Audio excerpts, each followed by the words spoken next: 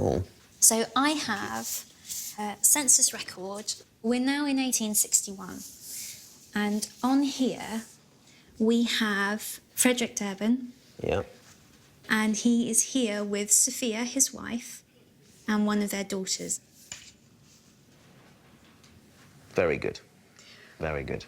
But for the same census in 1861, we also have Fred, Sr., living with another S. Durbin, wife. Well, I never. And the entry below is a very ornate F. That's Frederick Jr. Yeah. Called him, yeah. So this is Sarah, then, perhaps? Yep. In Deptford, this one is. Yep. So he had two houses, or he was registered at two houses according to census of the same year, yes? Mm-hmm. Wow. He's pretty light on his feet then, isn't he?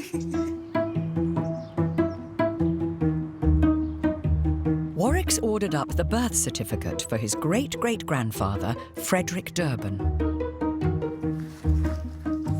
Right.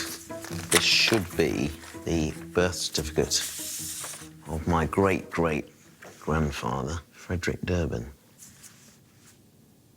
He was born on July the 19th, 1841. Frederick Durbin King.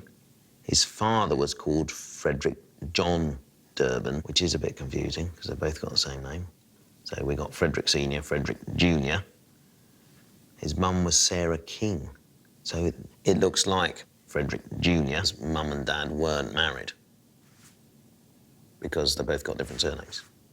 So that makes Frederick Durbin King an illegitimate child. But, I mean, that's horrible to label, isn't it, really? I mean, it's still their son, whatever happens, so... Don't mind that. To find out more about the family, Warwick is looking up Frederick Sr. on the census from 1841. Let's see what we get.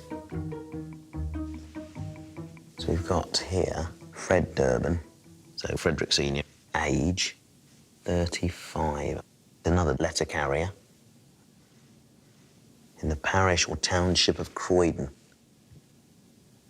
The next person listed is...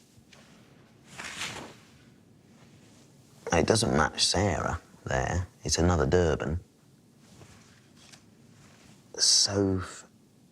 Sophia Durbin. Who's that? Ooh. That could have been his wife. So the list continues below. Oh, there's loads of kids. Look at them all. It's a huge list here. So he was married and he had a child with Sarah while he was married, by the look of it here. Ooh.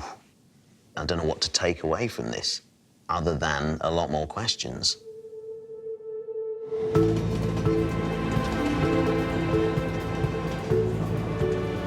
What I've discovered is potentially quite an awkward situation. You know, and I want to make sure I've got the facts right here. But it's kind of intriguing, isn't it? I mean, I didn't think this early on I'd discovered something quite so exciting as this.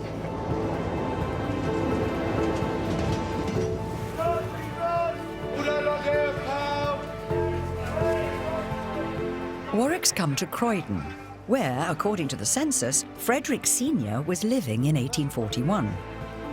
He's meeting historian Fern Riddell. Hello. Fern, I'm a bit confused about the family situation. So, can you figure out what's going on? Is it, as it seems, to be a bit naughty? Well, I have some records for you that might shed a bit of light on this. Cool. So I have a census record. We're now in 1861. And on here, we have Frederick Durbin. Yeah. And he is here with Sophia, his wife, and one of their daughters. Very good. Very good. But for the same census in 1861, we also have Fred, Sr., living with another S. Durbin, wife. Well, I never. And the entry below is a very ornate F. That's Frederick Jr. Yeah. Called him, yeah. So this is Sarah then, perhaps? In Deptford, this one is. Yep. So he had 2 houses, or he was registered at 2 houses according to census of the same year, yes? Mm-hmm. Wow. He's pretty light on his feet then, isn't he? Goodness me. That's excellent, isn't it? So it is excellent. It's fun. What a crafty thing. Yeah. He must have been stressed out, honestly. I mean, one wife's bad enough, but trying to... but she's got the name Durban. Mm-hmm. Do you think that was, like, put on here for effect? Because he couldn't have married both women, surely? No, he's not up to that sort of mischief, is he, as well? Well, a few years before this census, we have a marriage certificate in 1856. Right. And down here... Look at that. Frederick John Durban, Sarah King. They did get married then? Yeah. Well, I never. What's the name of that when you do that? Bigamy, isn't it? Yeah. So he's definitely married Sarah while he's still married to Sophia. What was the punishment for that in those days?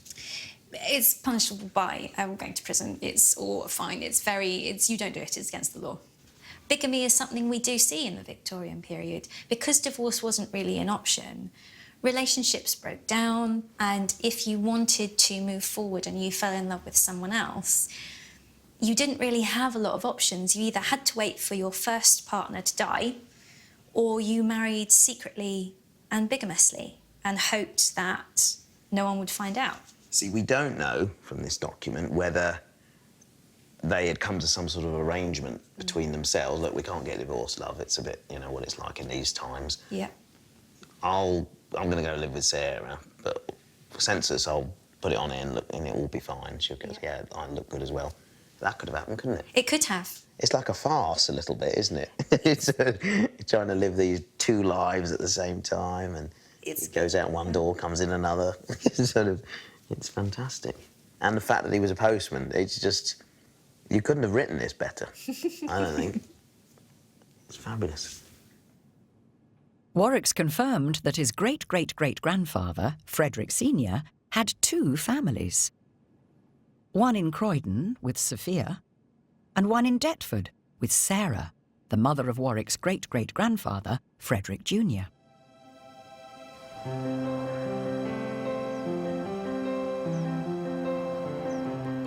Frederick Sr., he's a bit of a rascal, isn't he, really? But, you don't know the circumstances. We know some of the story, but we really don't know what was going on in his personal life with his own wife at the time, and, the stress of having 6 children running around. I was surprised that he did also marry Sarah. But imagine if he hadn't met her, I wouldn't be here. And that's what this is all about at the end of the day, isn't it? How I became me and am here today. And it's all due to the fact that he one day met Sarah and indeed had a child with her, my great-great-grandfather.